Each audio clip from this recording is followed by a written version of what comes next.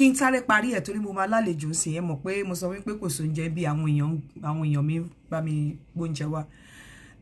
So ìwọ tó bá ní irú àwọn àrùn yìí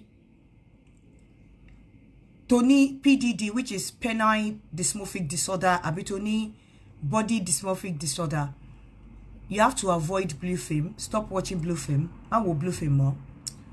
Then only láti seek help.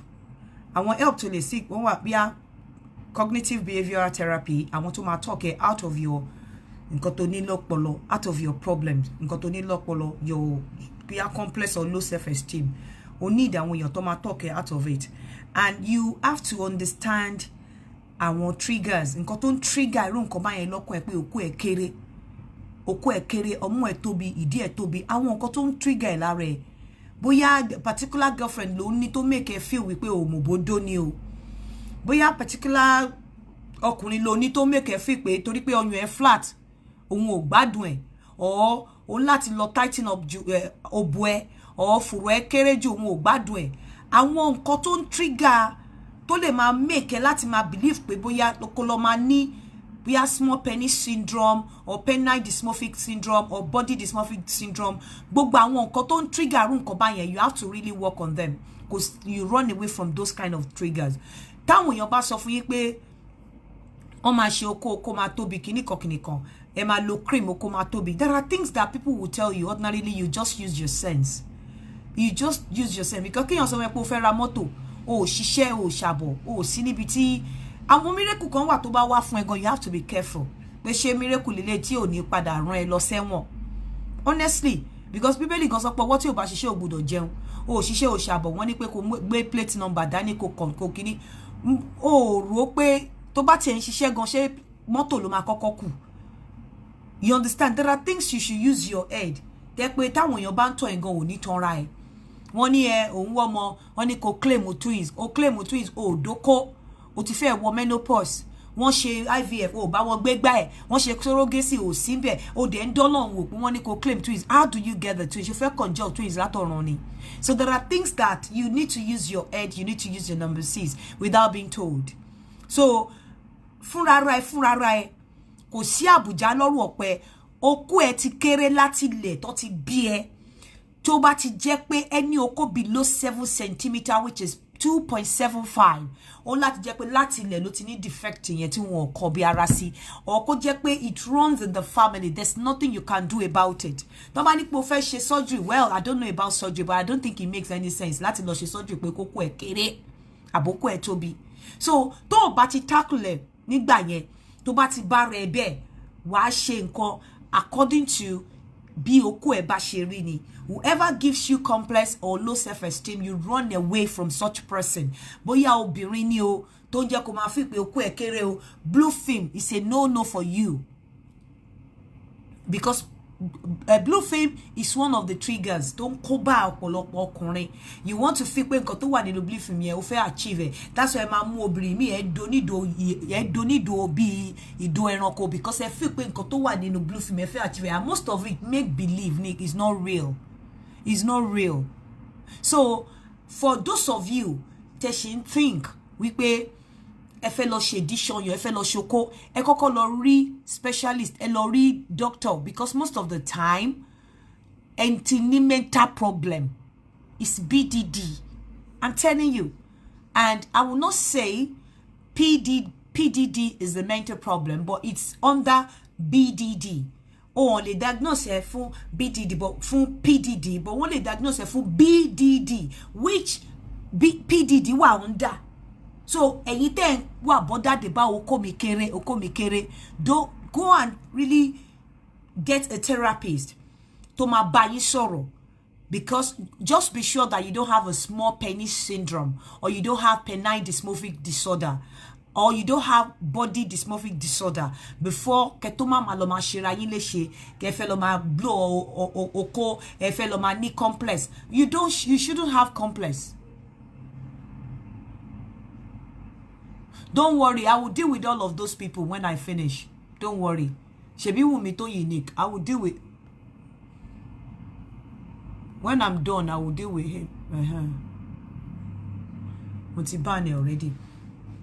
so ẹ fúnra ara yín ẹ má jẹ́ kéèyàn kọ́kọ́ push yín ẹ má jẹ́ kéèyàn kọ́kọ́ push yín and don't be pushed láti ní anxiety because irú nǹkan báyẹn can really cause you anxiety and stress and there's nothing you can do about it apart from getting a penis pump and pumping your penis is like a make believe stage tó yẹ pé wàá fi lè dóbò wàá fi pé bóyá ó tóbi at the end of the day ó máa padà sí size but if you want to have a surgery, I don't see any sense in doing a surgery because o ní oko kékeré, especially tó bá jẹ́ pé micro, which is less than 7 centimeter. Àfi tó bá pé wọ́n lè ṣiṣẹ́ lórí testosterone wọ́n lè boost ẹ̀. Bóyá wọ́n máa boost ẹ̀ lágbàlagbà. I don't have an answer to that. You need to see a specialist. I'm not one. So, bóyá wọ́n lè boost ẹ̀ lágbàlagbà mi ò mọ̀. But àti kékeré nìyẹn ti máa ń wrong wá. And nígbà míì it runs in the family. Bàbá ò lè ní oko kékeré kí wọ́n ní oko ńlá because body frame ẹni tó bí ẹ structure wọn ló máa mú wá sáyé in most cases. So ẹ jọ̀ọ́ nítorí Ọlọ́run torí mi fẹ́ pé mo expect èèyàn àwọn náà pè mí lẹ́ǹkan tí mo fi stop kíní on placing unusual value to the penis size. Nǹkan tó ń fà tó ń trigger òun ni blue film àti àwọn obìnrin tẹ́ ń dó and ìyàwó ilé tó ti bímọ fún ẹ tó bá sọ fún ẹ pé okó ẹ kéré jẹ́ kó mọ̀ pé okó ẹ kọ́ ló kéré òbò ẹ ló fẹ́ because tí obìnrin bá ti bímọ àwọn nǹkan tó mọ́bò obìnrin fẹ́ mo ti sọ fún yín rí ọmọ bíbí òun ló mọ́bò obìnrin fẹ́ àti oyún ṣíṣẹ́ okó dídó kì í mọ́bò obìnrin fẹ́ bó bá ṣe ń bímọ ni elastic tó wà nínú òbò a máa fẹ̀ sí especially ibi tí ọmọ gbà jáde àfàwọn tó bá gbé ọmọ jáde nínú wọn àwọn tó bá gbé ọmọ jáde nínú wọn gan oyún níní ó máa mú òbò fẹ̀ oyún níní àti age because tíyàn bá ti ń dàgbà àwọn nǹkan tó grip òbò yẹn nítorí pé pàápàá tíyàn bá ti wọ menopause àwọn elastic bọ̀rọ̀ yẹn ó máa lose àwọn nǹkan tó grip òbò yẹn ó máa lose nítorí ẹ̀jẹ̀ pé tí ẹ̀jẹ̀ àwọn ẹ̀jẹ̀ tá à ń ṣe yìí ó ní a lot tó ń ṣe ní ara obìnrin tí ò ovulate mọ́ kò sí nǹkan kan kò ṣe egg mọ́ kò sí nǹkan kan tó lè ní pé kó bu ẹ̀ máa lose àbí obìnrin tó bá ń bímọ tí ọmọ ti gba inú òbò ẹ̀ jáde so kò sí bí okó ọkùnrin ṣe lè tóbi tó bá jẹ́ the same size okó tó ń dóko tó bímọ ni o ò lè feel sensation tó ń feel kó tó bímọ mọ́ pẹ̀lú okó yẹn torí òbò ẹ̀ ti fẹ̀ sí so okó yẹn máa ṣù ẹ́ lóbò ni kò wá ń ṣe fault ọkùnrin fault obìnrin ni and there's nothing anybody can do about it ìwọ obìnrin náà if you are not careful tó bá lọ jẹ́ kí kò fi pé bí mi feel ọkọ mi ò feel kíní kan nínú òbò mi kankan wàá lọ run into BDD which is body